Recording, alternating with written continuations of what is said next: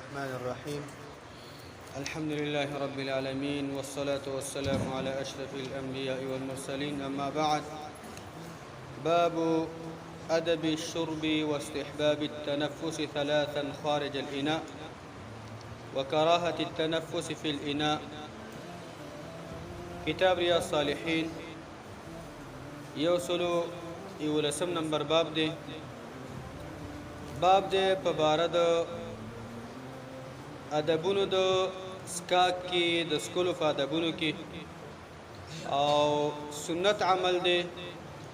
چې د سکولو په وخت کې د لوښي نه بهر درې ځل ساه اخیستل دا سنت عمل دی او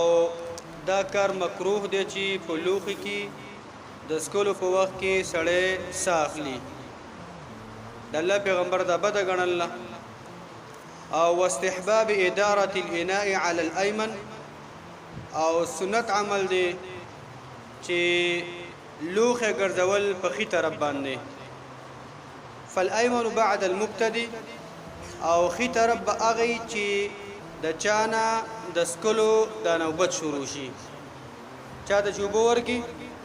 او اغه د وبوس کلی نو د اغه د خي طرف نه به شروع کیږي او دا جام ایا د لوخه د سکولو بداسي ګرځي یا کومو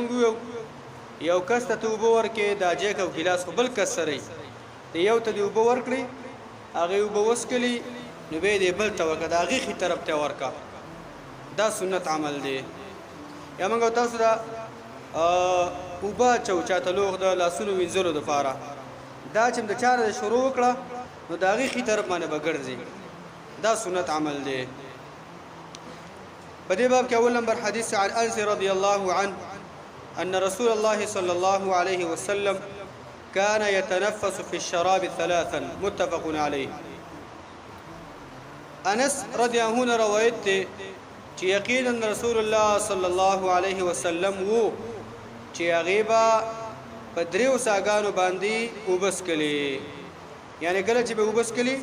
د لوخي نه بهر به کې درې ساګانې اخیستلی او بدریو ساګانو باندې الله پیغمبر صلی الله علیه وسلم وبو داس کلی. دبر روایت دویم نمبر وعن ابن عباس رضي الله عنهما قال قال رسول الله صلى الله عليه وسلم لا تشربوا واحدا كشرب البعير. عبد الله بن عباس رضي الله عنهما روایت تراوی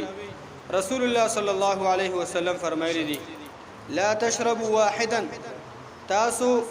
سکل مکوي په یو ځل سکلو باندې ای سمانا لا تشربوا اي شربا واحدا تاسو یو ځل دغه شان د سکل مکوي چې یو ځل په جام باندې خلکېږي یا په لوخي باندې خلکېږي یو ځل نه لګي کشرب البعير په شان د سکلو دوه او چې دغه شان ته کله وبس کې غړې سخته کیږي او بم به بزان کې ډېر ساتي نو دی وی هفته پر هغه کولې چې تان کې وبو سات له سورزو پورې ته چې وبس کې هغه بدی لوخي باندې داخله کیږي یا د وبو بدی لوخي باندې سبا داخله کیږي نو هغه به لګیای امداسي وبس کې د الله پیغمبر فرمای ځان اوخ مو جوړوا چې یو ځل په دې جام باندې و د سکولو په دې لوخي باندې خله کېده یو ځل لګي دا وبس کې او صاحب کې سناخلي ولكن اشربوا مثنى وثلاث لیکن تاسو بوس کوي په دو ساګانو باندې یا په دریو ساګانو باندې.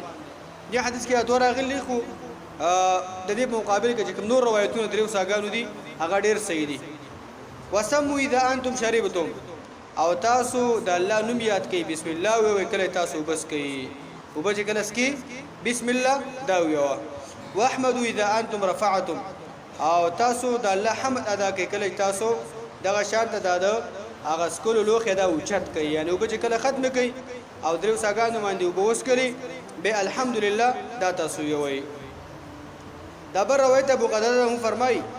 ان النبي صلى الله عليه وسلم نهى ان يتنفس في الاناء متفق عليه. دا وی چې یقینا النبي صلى الله عليه وسلم منع کړی دا نهي کړی دا د دې خبره نه چې کم لوخي باندې څوک وبس کې او په لوخي کې دنه د سا واخلي ازې سره لوخي خپل باندې جامې خي یا ګلاس خي او هغه لګي دغه شان تخلو پورته کوي نو خلونه پورته کوي خدان د بکی ساخلي خامخا سره سره کی سایلنډیږي ختميږي نو دین نبی صلی الله علیه وسلم منع کړی دا سړی دنه په دی لوخي کې د ساه واخلي هغه کې سړی تنفس کوي اندې روایتونه دا معلومیږي چې نبی صلی الله علیه وسلم طریقه کار د سنت عمل د سکلو په وخت کې په دیو ساګانو باندې به وبس کړي او دام ناروا ده چې یو کس ته راولږي یو دین منع کړی دا چې په لوخي کې دنه د سړی دغه شان د ساه داخلي او کله چې د الله دغه شان موږ تاسو وبس کو د الله د پیغمبر صلی الله علیه وسلم عمل دادي چې باید بسم الله په اول سر کې وو او په درو ساګانو باندې وسکو او په اخر کې چې کله موږ تاسو د وبس کل ختم کو الحمدلله باید وو نو دی روایتونو کې دغه دویم نمبر روایت کې د دین نبی اسلام منع کړل چې په یو ساه باندې وبوس کی یو ساه باندې وبس کل د الله پیغمبر منع کړی دا او دویمه فائدہ به کې دا ده چې زمون شریعت د زناور سره او د حیوانات سره تشبوه او یو شلوان نه دا شان د منع کړی دا